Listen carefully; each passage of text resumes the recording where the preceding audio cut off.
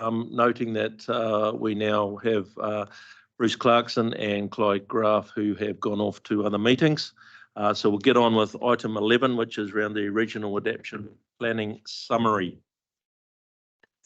Mr. Chair, it doesn't look like Alejandro's found his way back down, so I will lead off on this. So taking councillors back to the workshop that we had the end of August, as I mentioned earlier, today we agreed on those principles, those letters to the chief executive and mayors of the councils have been sent, which explain our principles and just a bit of background to council's thinking. At that workshop, you did say that it would be useful to have just an overview of either what is in the pipeline or what is coming up the elevator in regard to adaptation planning and community adaptation planning. Also at the same time, also acknowledging that we will have a business case for your consideration through from Rick Lefting and the Resilience Program, which will be going through the regional risk assessment and setting the more strategic and prioritised approach for the region, as opposed to those councils that are coming in first and getting all the attention, as I think Councillor Story alluded to earlier. So this is first of your information papers for this afternoon. It is at your request, and over to you, Alejandro, to highlight matters. I stretched things out enough. We grab the seat. Thank you, Tracy, and apologies for a slight delay. Tēnā koutou, thank you again. I'm here today. As Tracy mentioned, this is the first report on regional adaptation planning, so it's meant to be a summary outlining the work that we're doing in this space. This is the first to provide a regular update on the progress of those ongoing plans that are happening within the region, and it will be brought to the Strategy and Policy Committee, similarly to what we do with the submission summary report. At the moment, as you can see outlined in paragraph 4, we have 5 ongoing projects in 3 districts. We have the Shoreline Management Pathways in Thames Commando District Council, Wharekā Coast 2120, and the Hauraki Plains Adaptation Plan in Hauraki District Council, Port Waikato Resilience Strategy, and the Waikato District Adaptive Management Planning Project in Waikato District Council. Further to that, that kind of enunciation, as you can see in paragraph 14, there is a table with information about the status of each of these projects, and also a column that signals councillor participation and whether this councillor participation has been endorsed by council or otherwise. Together with this report, you have 2 attachments. Attachment 1 that is in pages 121 to 124 of your agenda packs is further detail on the adaptation projects in that table I just mentioned, and it just gives a breakdown of the project and the status at the moment. And then attachment 2 is just a graphic representation in a timeline of the projects that we have. And it starts with the 2 main triggers that we have for the projects in the Waikato, which is the March 2017 rainfall event and the flood event of January 2018. It illustrates the key dates for each of the projects, like establishment of community panels and governance groups. And it also includes the mention of COVID-19, just because of the effect that it had on the timeframes and the planned work programs that we had for those adaptation projects. I'm happy to take questions for you, Mr. Chair. And the first one off the rank, Ben. Yeah, just 2 questions. One, did you get any feedback from any of the mayors on the principles that we sent out? Through you, Mr. Chair. So the chief executives were very thankful. We got some feedback from probably about 3 or 4 of the chief executives who were very thankful for those principles. They had anticipated they were coming, and that they said they were thankful for the clarity that they provided, and expressed thanks for the involvement of staff to date, but acknowledged that that investment may dip off the more that we see activity in this space. That was from the chief executives. I haven't had any feedback from the mayors as yet. And second thing, just noting that in terms of the map on 125, Karakia is the one that's going to be leading to the implementation sooner than all the other projects. And so obviously it will set the tone for how we engage to some extent. Any comments on that? Correct. To you, Mr. Chair. So Wharekā Coast is going into the implementation stage, and it would tie up with a similar stage of the shoreline management pathways. So it's just a kind of difference in participation means that we've been less part of that process, but TCDC have done the prioritization, and that is meant to inform the implementation. So it's very much at the same time. But as you mentioned, our participation in Wharekā will have more of an impact on how we engage with others in the future. Yeah, thank you, Leandro. And I do note that TCDC had a meeting with Monetauri on community again on Monday. Unfortunately, I couldn't get across due to weather, but yeah, so that's ongoing process with them talking to all those communities, which is good to see.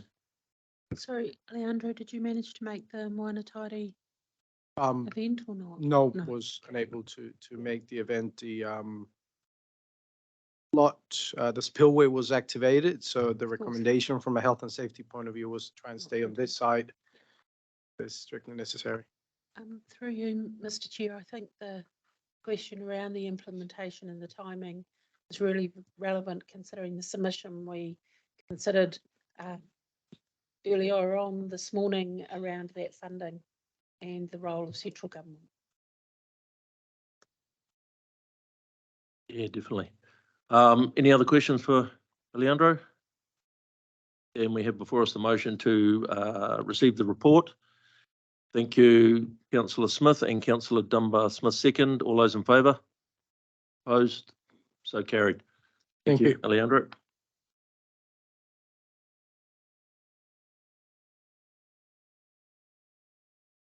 Next one up is number 12, which is page 126 in your agenda, and that's the update on the draft plan change 2 to the Waikato Regional Policy Statement in response to the National Policy Statement for Highly Productive Land.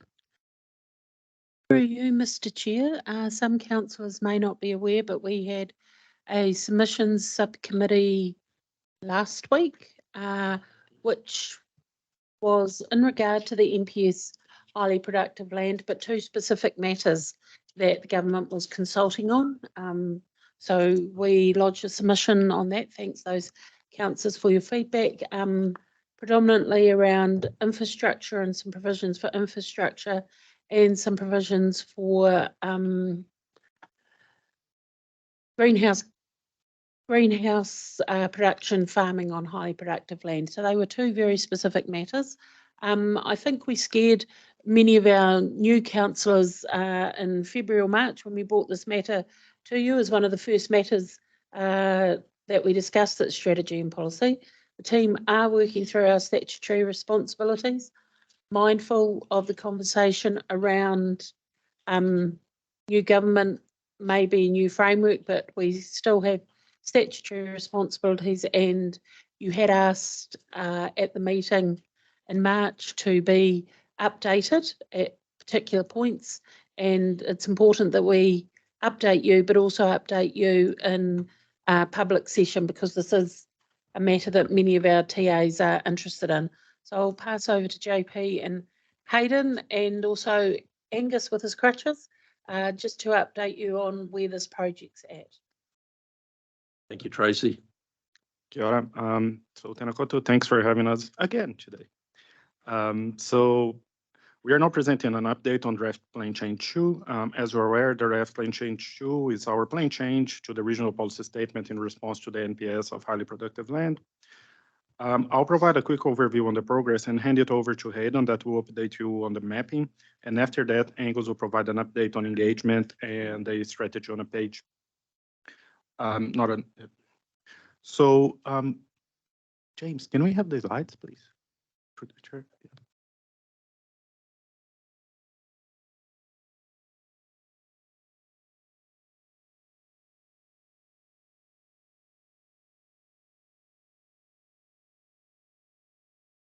So in terms of those key points, I'll start talking about the draft provisions.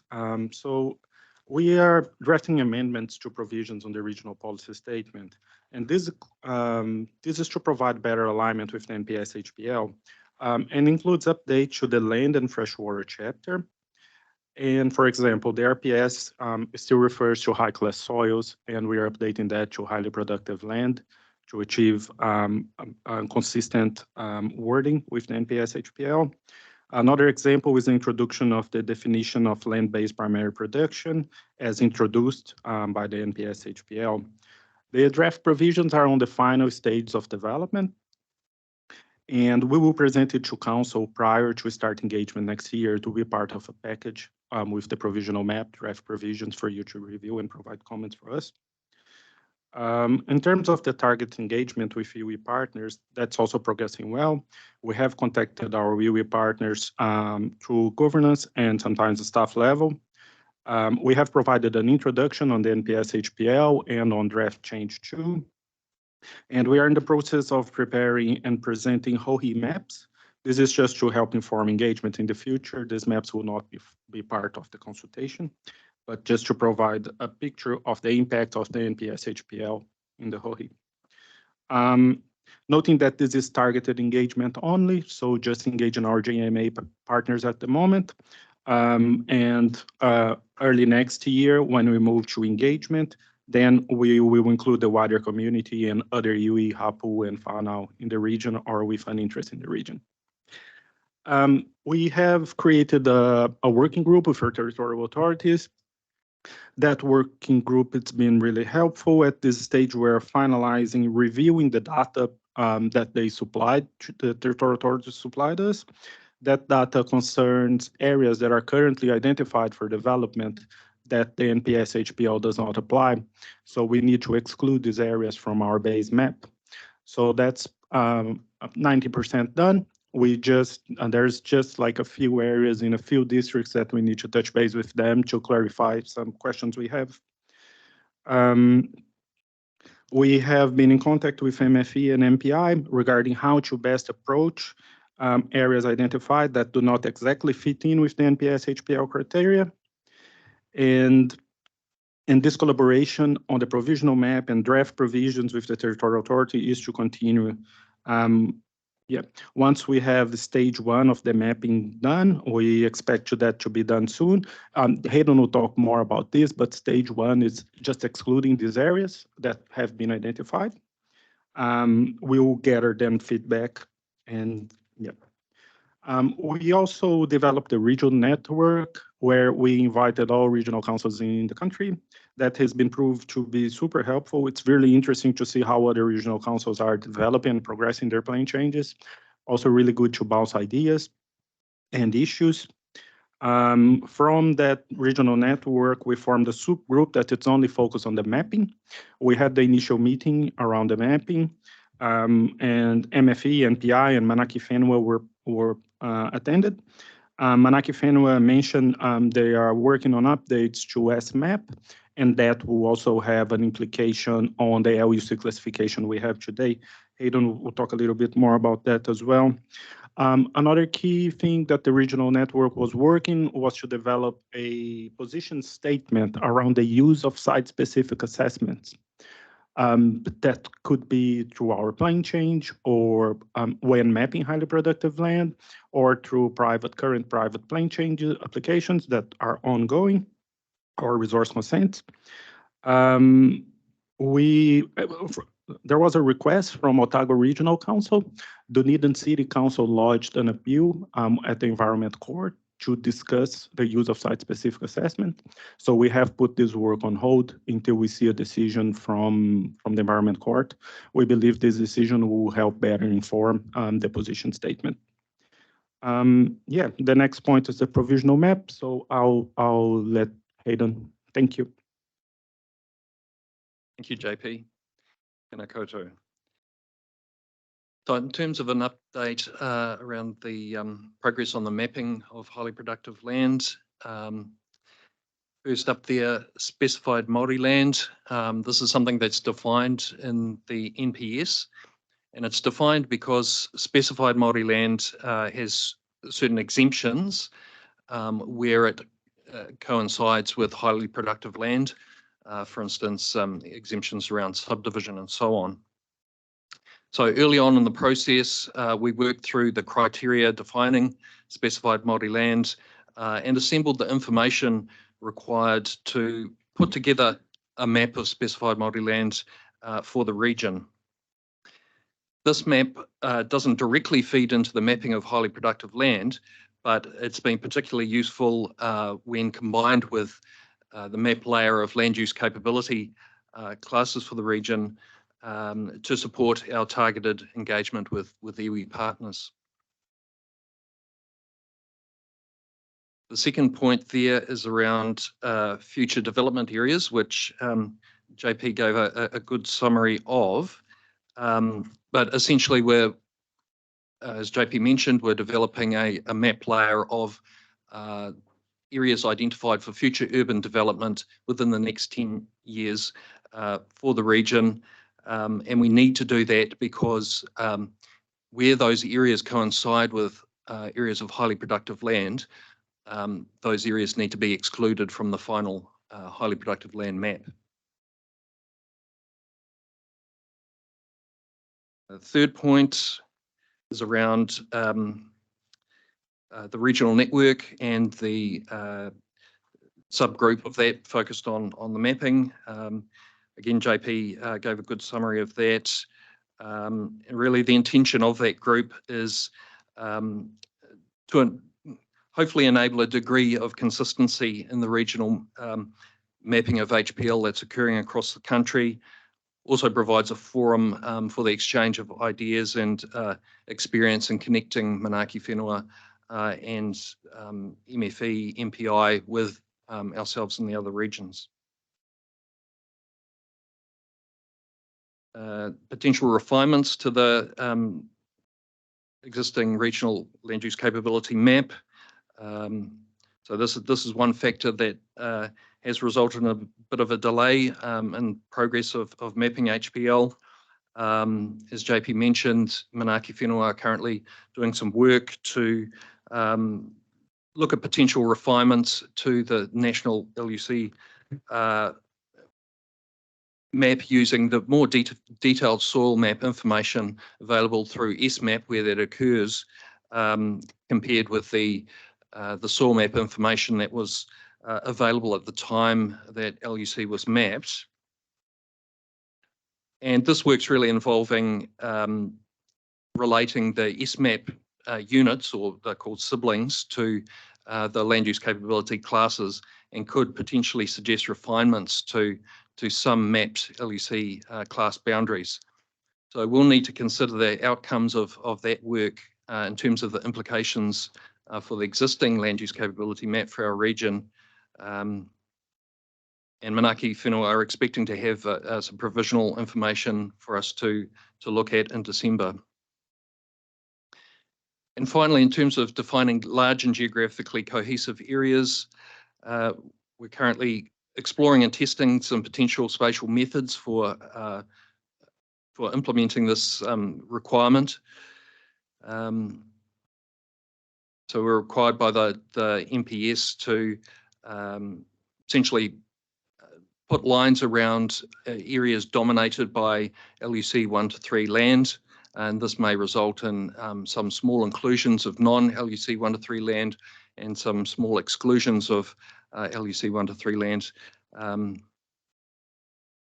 It's really important that we have a robust and consistent approach to doing this. And this work's proving somewhat challenging thus far, and there's been limited guidance really in terms of how to go about this from central government. For instance, what constitutes large or small seems to be fairly open to interpretation. So yeah, that completes the update in terms of the mapping. Thank you. Thanks, Hayden. I'll just give a quick update on the engagement. So a lot of this has already been touched on. So there is targeted engagement going on with iwi partners and TLAs at the moment. Obviously, TLAs being a key stakeholder in this process. as they are the ones that will ultimately implement the map that's produced by regional councils. And TLAs have been, some of them have been quite proactive around this, around giving information on their website to the public around what it might mean. If you're looking at subdivision proposals, etc. Waipa's quite a good example of that. Waipa District Council, they've got a bunch of scenarios there around how they're dealing with this this national direction and what it means on the ground. For the regional council, we've got information up on the website reflecting some of the guidance that's come from MFE around this, and MFE has got a significant amount of guidance for people as well.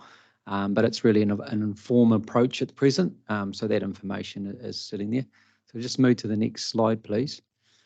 So in terms of next year, obviously we've got the detail to resolve with those final maps and the related policy changes, and working closely with TAs and area authorities on that.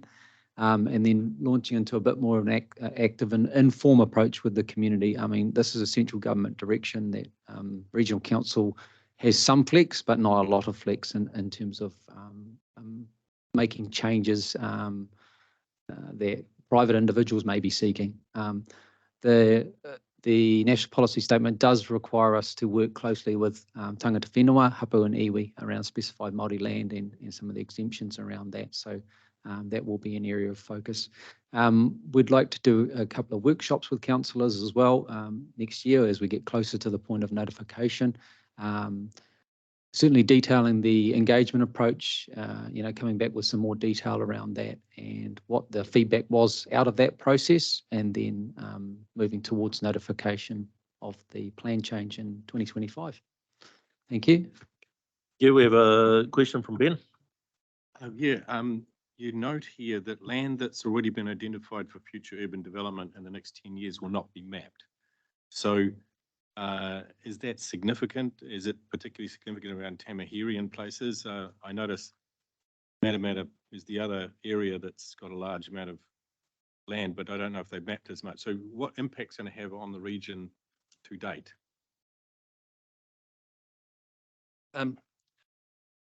Yeah, so these are areas that have been identified in future development strategies, and need to be within that sort of short-term time frame.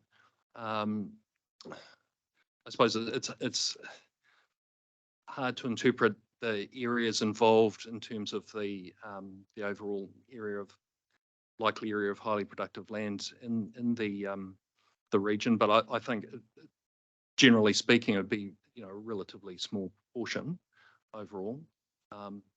Does it fall into one particular TA that's already gone ahead and done this work on mapping for urban development?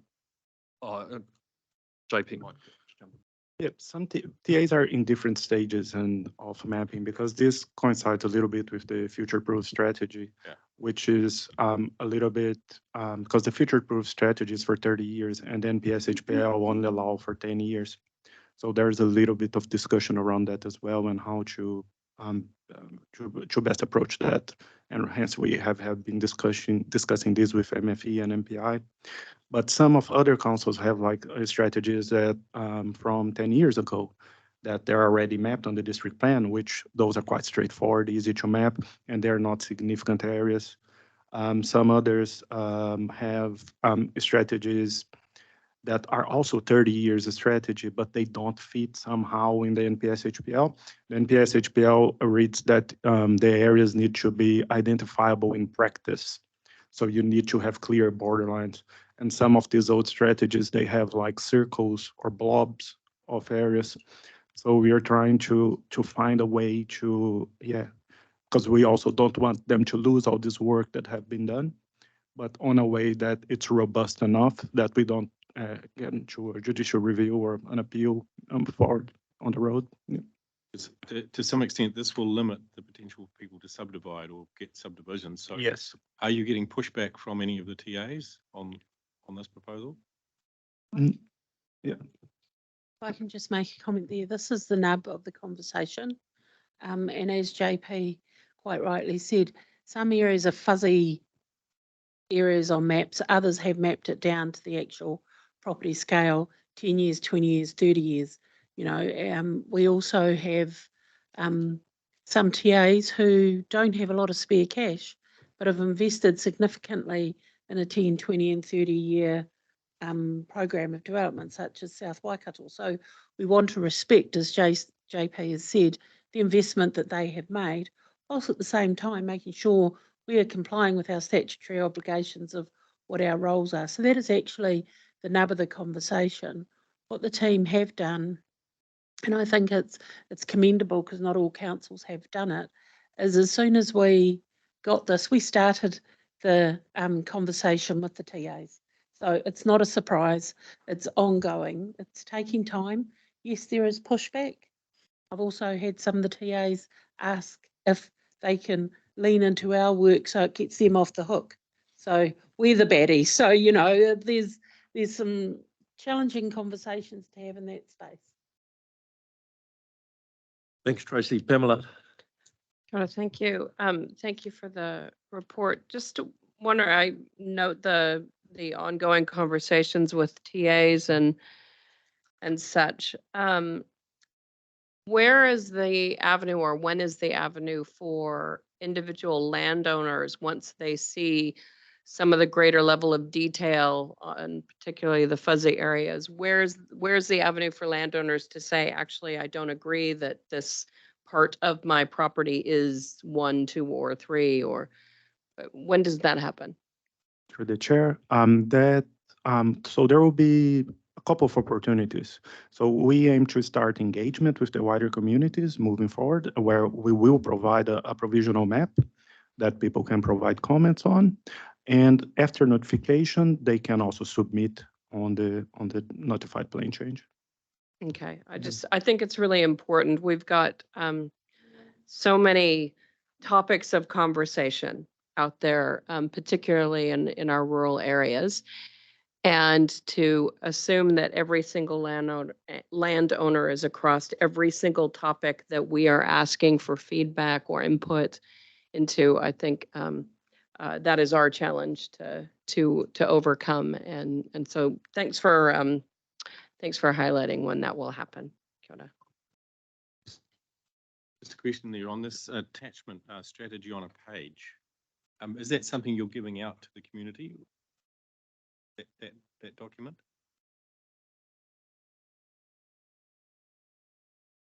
JP, if I can get you to turn your mic off, so, yeah. Just gonna have this. No, not that's internal at the moment.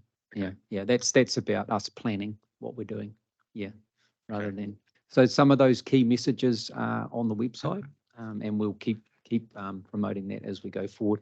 For me, it's important that we get the spatial side of it really well nailed first, and TAs mostly on the same page around that. I think that's our focus at the moment, or certainly the team's focus at the moment. Once we get that, then we can go with some probably clearer messaging, actually around how it's going to play out. And possibly pick up Pamela's point that how people can submit if they need to. Yeah, absolutely. Yeah, thank you. So as you will be aware now, that is a public document. It's in our agenda, so councillors can point constituents towards it. Robbie. The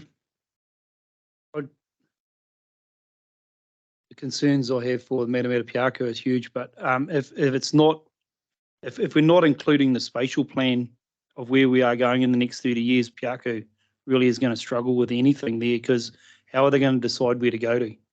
So I think our spatial plan is going to be vital to then having the bigger conversation. And if we're talking that's got to be done in the next year or so, is that the discussion, or food? Definitely, we won't have it finished in a year, but we're definitely. But it's going to be. Yes, you'll see it as a business case for the LTP. Yeah. So if that isn't happening at the same time, we're going to be, Matamata Piako is completely going to be shut down. Because if you have a look there, the whole catchment is class 1 and 2. There isn't anything else. And it's a vital part of the agriculture sector of what actually funds this community of the Waikato, is all just sitting right there, and it's all highly productive soil. I already understand that we've already had one subdivision shut down in Matamata, the Ball Brothers one is now not going to go ahead. So that's all on highly productive soil. So our ability to go forward is, if we don't get these things working together, we're going to be completely shut down. Or where are we meant to go to have that diversity in our community to build and have communities?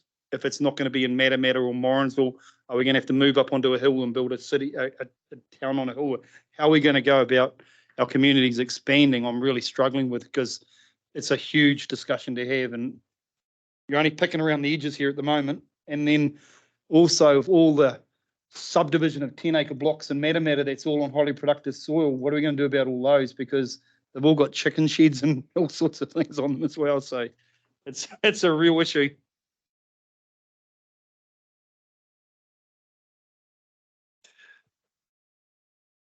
Yes. Through you, Chair, just, I mean, just for information, I guess that this applies to rural zoned land. So it's not, if it's zoned lifestyle or country living already, then it's not going to apply to it. Yeah. But yeah, in many cases, it's still zoned rural, yeah. Thank you. Yeah, it will be something that will be coming back to us. So any other questions from councillors? Don't have anything online. So we have the motion before us to have the report received. I'm happy to move that, and a seconder. Thank you, Pamela. All those in favour? Opposed? So carried. Thank you very much, gentlemen. The next one up is item 12, which is on page 134, and this is our submission summary report.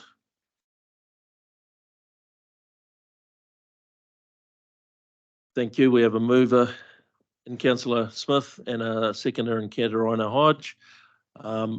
With all due respect, Miffy, is there any items you would like to cover off? I will certainly take this as read by all the councillors. Yes, there's just one slight change.